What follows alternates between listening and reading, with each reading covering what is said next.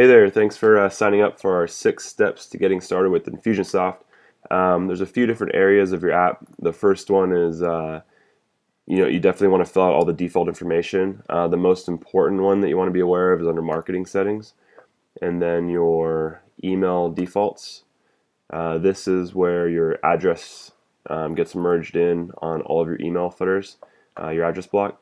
And just in case if you're brand new, this probably doesn't matter to you. Just fill out your regular stuff. But if you're running, a couple different websites or a business or two that aren't branded the same out of the same app, you'll want to make sure whatever you put in here is semi-generic to a certain point, at least the company name.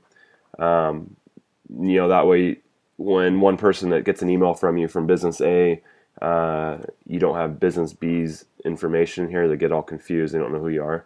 But it's just something to keep in mind for future reference. But this is where the address block is. These are your default email templates. So if you want to create one like generic one that you use on your templates, every time you create a new one, it'll load up that template that you made. So you don't have to keep recreating that from scratch every time.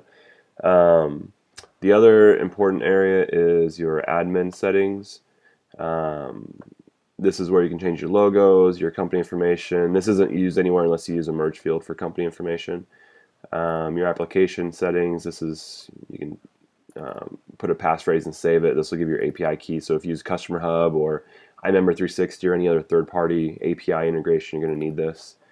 Definitely go fill out your user settings, your actual username, because you can use that in a lot of different merge fields. And it will pull your number one user, so the default user in here is going to be number one. It gets merged into pretty much everything that you do as a test unless you change it. So that's like the main ultimate user is your first ever user ID that you created.